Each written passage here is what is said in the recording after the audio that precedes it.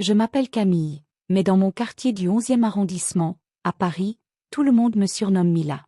Ce n'est pas un vrai surnom, juste une version plus douce, plus légère. Comme une seconde peau. Mon appartement est niché sous les toits, dans un vieil immeuble en pierre, avec des tomates rouges, des volets grinçants et des murs qui ont vu passer des vies entières. J'ai 35 ans. Femme au foyer par choix, ou peut-être par habitude. Mon mari, Marc, travaille comme responsable dans un magasin de bricolage rue de la Roquette. Il est fiable, ponctuel, gentil. Mais notre histoire est devenue comme ces murs, un peu défraîchie, trop silencieuse. On se parle, bien sûr. On partage les repas, les courses, les impôts, mais plus les regards. Le feu s'est éteint, lentement, et je suis restée là, au milieu des cendres tièdes. Ce mercredi-là, en plein mois de juillet, Paris fondait. L'air était épais comme un velours humide. Le ventilateur oscillait lentement, sans conviction. Je portais une robe de lin beige, fine, fluide, sans rien dessous. Pas par provocation, juste pour survivre à cette chaleur étouffante. Le tissu collait parfois à ma peau, révélant plus que ce qu'il cachait. Je m'en moquais. Je n'attendais personne. J'avais nettoyé le sol avec un mélange de vinaigre et de citron, une vieille astuce de ma grand-mère corse. Le parfum acide flottait encore dans l'air. À 5 heures, l'interphone a sonné. Un sursaut poids. Bonjour, je viens pour la bibliothèque. L'annonce sur le Bon Coin. Sa voix était posée, jeune. J'avais posté cette annonce presque par automatisme, sans y croire. Oui, montez, c'est le dernier étage, porte à gauche. Avant d'ouvrir, j'ai jeté un œil au miroir. Ma robe s'était entr'ouverte. Le nœud glissait un peu, et je voyais la courbe de mes seins se définir dans l'ombre. J'ai resserré la ceinture, mais pas trop. Une part de moi n'avait pas envie de disparaître aujourd'hui. Quand j'ai ouvert la porte, il était là. Plus jeune que je l'imaginais. Peut-être 30 ans, à peine. Les cheveux foncés, la peau légèrement hâlée, des yeux clairs, presque gris, et cette allure de quelqu'un qui bouge beaucoup. Il portait un t-shirt ajusté avec un logo de vélo, un pantalon de chantier à poche, et un sac noir sur l'épaule. Il transpirait un peu. Un mélange de chaleur, de métal, et une odeur discrète de savon frais. Rien de sophistiqué. Juste, vivant. Bonjour. Mila, c'est ça? C'est bien ça. Entrez, la bibliothèque est au fond du couloir. Il a franchi le seuil, et j'ai eu l'impression que l'appartement rétrécissait autour de nous. Chaque meuble, chaque rideau semblait plus proche, plus chargé. J'ai marché devant lui, sentant son regard derrière moi, mes sandales crissant doucement sur le carrelage encore humide. Il a examiné la bibliothèque en silence, puis s'est tourné vers moi. On peut la démonter ensemble, si vous voulez. Ça ira plus vite, point. Avec plaisir, dis-je en m'agenouillant à ses côtés. Ses doigts effleurèrent les miens lorsqu'il saisit un tournevis. Rien d'intentionnel, mais le frisson fut réel. Sa chaleur, sa proximité, cette manière de respirer calmement, j'étais trop consciente de tout. Ma robe glissa légèrement sur ma cuisse. Il baissa les yeux. Un instant. Pas un mot. Il fait une chaleur d'enfer ici, ajouta-t-il doucement point. Et avec le vinaigre, on se croirait dans un hammam au citron. Il rit. Une vraie belle voix. Grave, douce. Il retira son sac et resta simplement en t-shirt. J'ai tourné la tête pour qu'il ne voie pas mes joues rougies. Je plaisantais. Si tu m'aides à descendre la bibliothèque, je te fais un prix d'ami point. Marché conclu. On s'est mis à démonter les planches, lentement. À un moment, je me suis penchée vers le bas. Il était juste derrière moi. Je sentis son souffle dans ma nuque. Un souffle très doux, presque imperceptible, mais il suffisait. La tension s'installa, chaude, dense, électrique. Il murmura, « Mila ». Je me suis retournée. Nos visages à quelques centimètres. Ni geste, ni mot. Juste cette intensité suspendue. Puis, il fit un pas en arrière, le regard calme, respectueux. Nous avons fini le démontage sans un mot de plus, juste le bruit du bois et du métal. Il m'a aidé à porter les pièces jusqu'à l'entrée. Merci pour l'aide-poids. Merci pour l'accueil, dit-il, en me lançant un regard profond. Il s'apprêtait à partir, puis fit demi-tour. J'ai glissé mon numéro dans la boîte, là. Si jamais vous vendez d'autres choses, ou si vous avez envie de parler. Et il est parti. Comme ça. Simplement. Je suis restée là, dans le couloir, les bras légèrement tremblants. La chaleur semblait s'être déplacée. Elle n'était plus dans l'air, elle était en moi. J'ai ouvert la boîte. Un papier, plié soigneusement. Sur lui, écrit d'une main droite, Julien 06, bisous. Ce soir-là, pendant que Marc dormait sur le canapé, une bière à moitié vide posée sur son ventre, j'ai repensé à cette voix. Ce souffle. Cette façon qu'il avait de regarder mes pieds nus, comme si c'étaient des bijoux anciens. Un détail, mais chargé de sens. Un fétiche discret, élégant. Quelque chose s'était ouvert. Une porte invisible. Et j'étais debout, face à elle. Le samedi s'était levé lentement, comme un rideau de théâtre qui hésite à dévoiler la scène. Dans l'appartement, la lumière filtrait à travers les stores, dessinant des lignes pâles sur le parquet ancien. Marc était parti tôt, prétextant une visite chez sa mère. Je rentrerai tard, avait-il dit. J'avais simplement hoché la tête. Je n'ai pas posé de questions. Je n'en avais plus. À force d'attendre des réponses, on apprend à se taire. Ce matin-là, je ne portais pas de robe flottante. J'avais ouvert un tiroir que je n'ouvrais plus depuis longtemps. Celui où je gardais les ensembles délicats, choisis autrefois avec soin, et oubliés au fil des années. J'en ai sorti une parure en dentelle bleu nuit, presque noire à la lumière du jour. Un soutien-gorge fin, sans rembourrage, avec des bretelles qui effleuraient les épaules comme des plumes. Et un bas assorti, simple mais travaillé, rehaussé de petites broderies. Ce n'était pas pour séduire. C'était pour moi. Pour sentir à nouveau ma peau devenir un territoire que je pouvais explorer seul. Par-dessus, j'ai enfilé une chemise en coton légère, blanche, légèrement trop grande. Elle m'arrivait à mi-cuisse. Le genre de vêtements qu'on met pour traîner chez soi, ou pour attendre sans attendre. Vers 11 heures, mon téléphone vibre à point. Julien, je suis dans le quartier. Tu es chez toi? Camille, entre. La porte n'est pas fermée.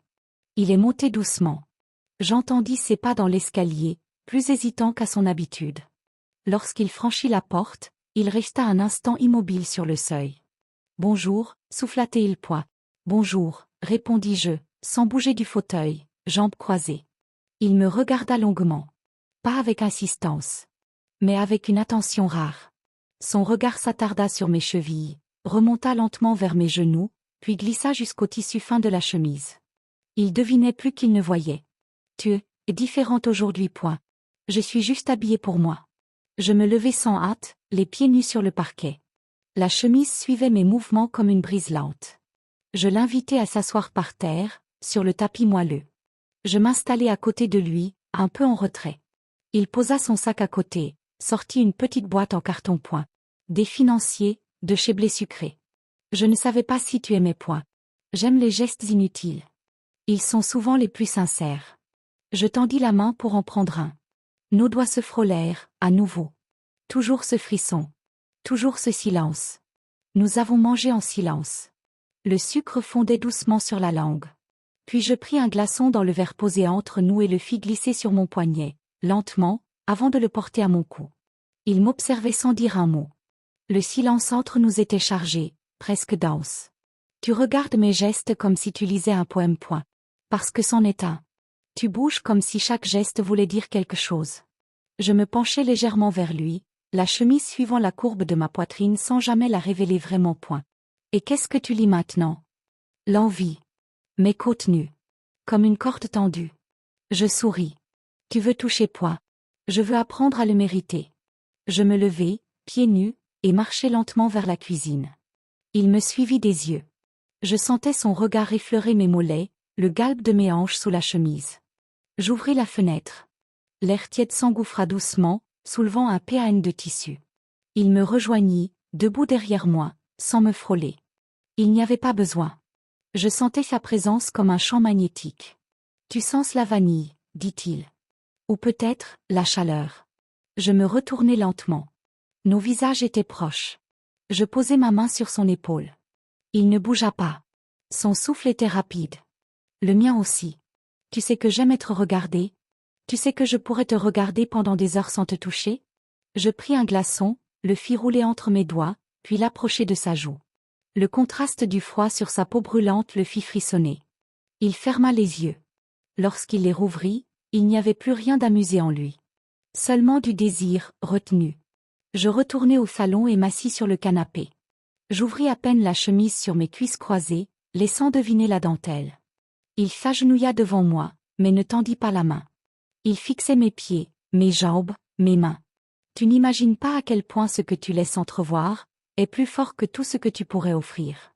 Je pris mon pied et le posai lentement contre sa cuisse. Légère pression, rien de plus. Il le saisit avec délicatesse, comme un objet précieux. Il passa son pouce lentement sur le dessus, jusqu'aux orteils. Tu as les pieds les plus expressifs que j'ai jamais vus point. Tu as un don pour voir ce que les autres ignorent. Il les reposa avec lenteur. Nous restâmes ainsi, dans cette tension douce, cette lumière chaude, sans rien dire de plus. Juste à respirer le même silence. Quand il se leva, il ne dit pas un mot de plus. Mais son regard disait tout. Avant de partir, il ajouta simplement. La prochaine fois, je ne viendrai pas les mains vides. Mais pas pour des gâteaux. Et il partit. Je restai là, un genou replié sous la chemise, la peau frissonnante sous la dentelle. Rien ne s'était passé. Mais tout avait changé. Le jeudi matin débuta comme les autres. Le ciel au-dessus de Paris était couvert, le soleil jouait à cache-cache avec les nuages, et une fine brise passait parfois à travers les volets entr'ouverts.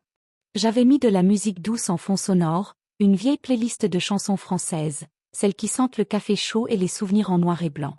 Marc était parti travailler de bonne heure, comme toujours. Ces derniers temps, il parlait moins, ou alors de choses banales, la météo, le prix des tomates, les horaires du bus. J'écoutais sans écouter. C'est terrible à dire, mais parfois, on devient deux fantômes qui partagent une table de cuisine.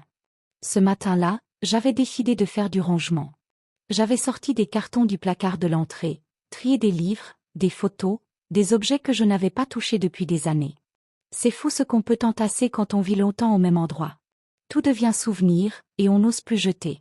Vers 11 heures, alors que je posais un cadre vide sur le sol, on frappa à la porte. J'étais surprise, je n'attendais personne. J'ouvris. Julien. Il était là, avec un sac à dos sur une épaule, et un sourire un peu timide.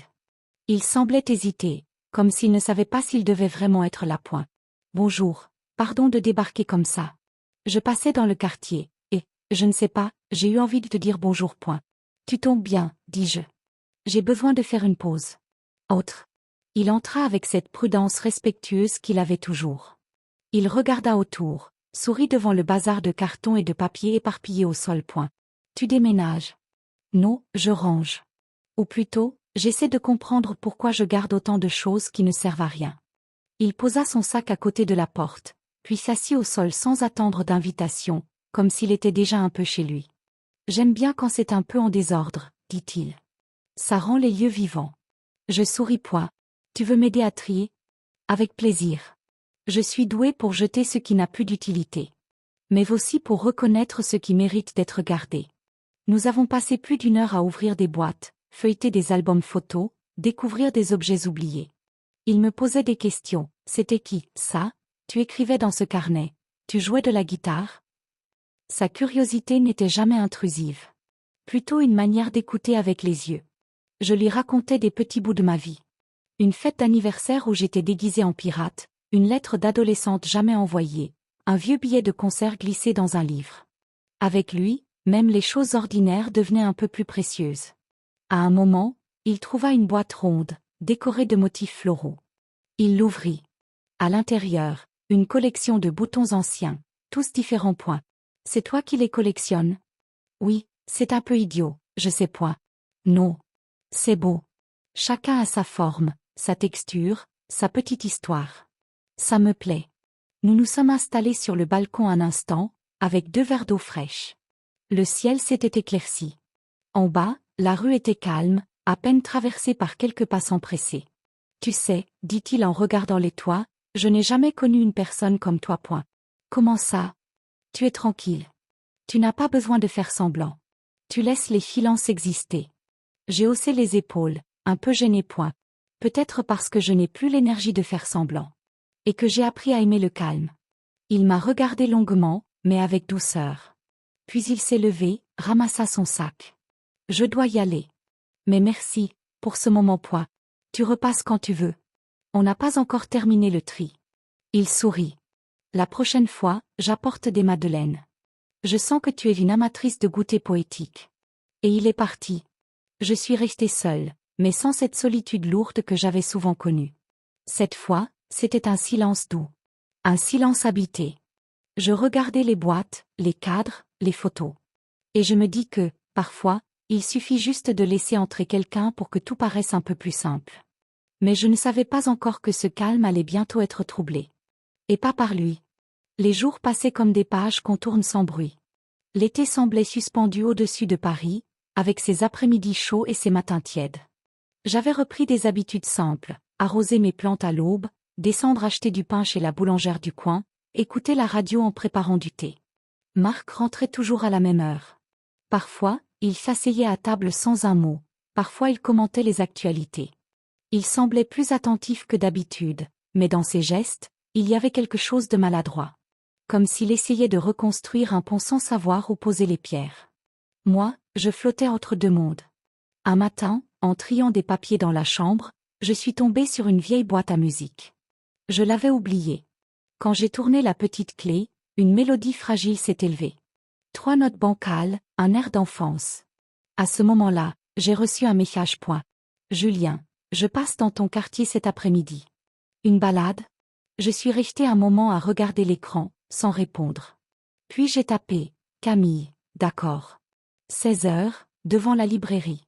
À 16 heures, il était là. Une chemise claire, un tote bag sur l'épaule. Il me salua avec un sourire tranquille, sans geste de trop.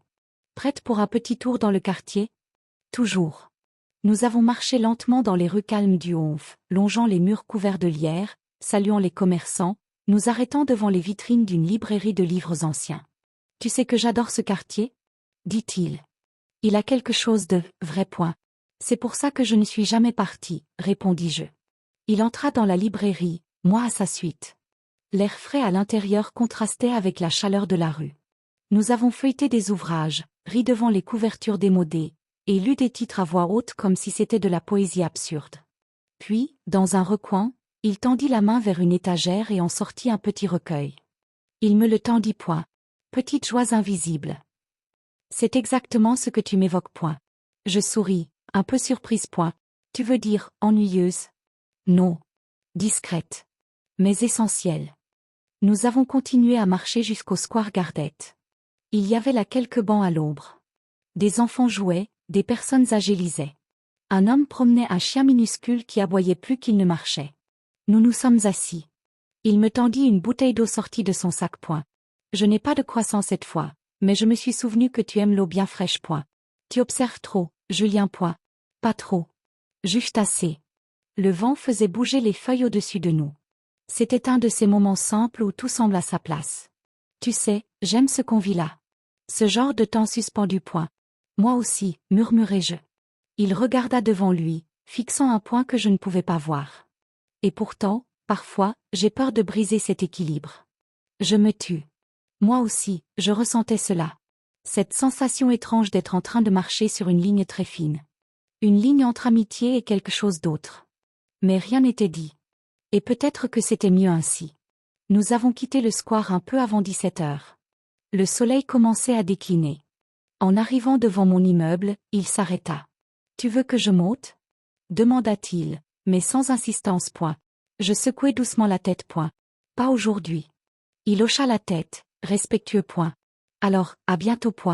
À bientôt, Julien. Il s'éloigna sans se retourner. Et moi, je restais là, devant la porte, un moment encore.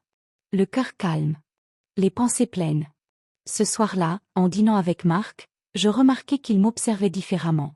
Comme s'il me voyait vraiment, pour la première fois depuis longtemps. Et c'était troublant.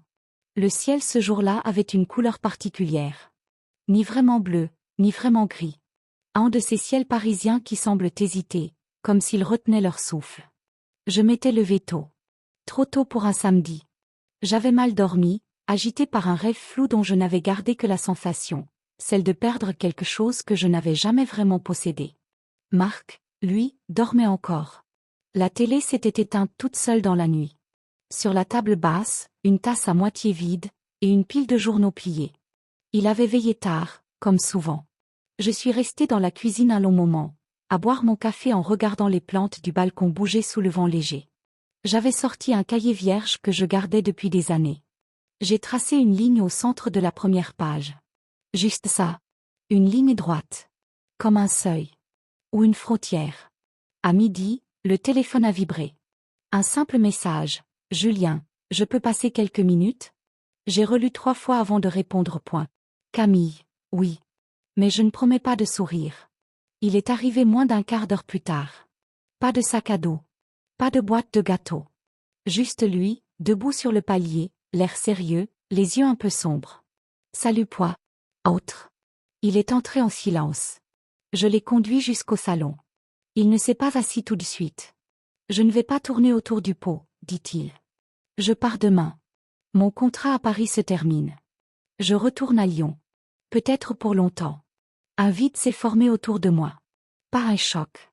Plutôt un écho. Comme si je l'avais pressenti. Tu n'allais pas me le dire. Je ne voulais pas te mettre dans une position inconfortable. Mais je ne pouvais pas partir comme ça. Je suis restée droite, bras croisés. Point. Alors pourquoi venir aujourd'hui? Pour te dire merci. Il sortit une petite enveloppe et la posa sur la table. Rien d'écrit dessus. Je t'ai écrit ce que je ne pouvais pas dire à voix haute. Je regardais l'enveloppe sans la toucher. Pourquoi pas maintenant? Parce que les mots sont trop lourds quand on les dit à voix nue. Et parce que je ne veux pas que tu me répondes tout de suite. Il s'avança un peu, puis s'arrêta. Tu m'as changé, Camille. Même sans rien faire de spectaculaire. Tu m'as montré que l'ordinaire pouvait être beau, juste en étant vrai. Il souriait. Pas un sourire heureux. Un sourire de fin de chapitre. Je ne sais pas ce que tu vis avec Marc. Et je ne veux pas m'immiscer dans ça. Mais je voulais que tu saches que ce que j'ai ressenti, c'était réel. Je n'ai rien dit. Pas parce que je n'avais rien à dire. Mais parce que tout semblait déjà trop. Il recula d'un pas. Je dois y aller. Le train est demain matin. Si un jour, tu veux, tu sais où me trouver. Et il est parti. Je suis restée debout, longtemps. Le silence dans l'appartement était profond, presque palpable. Puis j'ai pris l'enveloppe, je l'ai glissée dans un livre, sans l'ouvrir. Pas tout de suite. Marc est rentré en fin d'après-midi. Il m'a regardé longtemps. Il semblait comprendre, sans poser de questions. Pour la première fois depuis des semaines, il a sorti 2 verres et une bouteille de vin que nous gardions pour les grandes occasions. Il l'a ouverte sans dire un mot. Nous avons bu lentement, dans le silence. Pas celui qui sépare. Celui qui accompagne. Plus tard, dans la nuit, pendant que Marc dormait, je suis retournée dans le salon. J'ai ouvert le livre. J'ai sorti la lettre. Je l'ai lue. Camille, je pars demain. Mais je ne pars pas vide. Tu m'as appris à regarder autrement. À écouter sans avoir besoin de parler. À sentir sans toucher. J'espère que tu n'oublieras pas cette période entre nous. Moi, je la garderai précieusement. Comme un coin de ciel que personne ne pourra assombrir. Si un jour, tu veux marcher ailleurs que sur les mêmes lignes, je serai là. Julien. Je refermai doucement la lettre, la remis dans le livre. Puis je suis restée là, assise, longtemps. La ville dormait. Mon cœur, lui, veillait.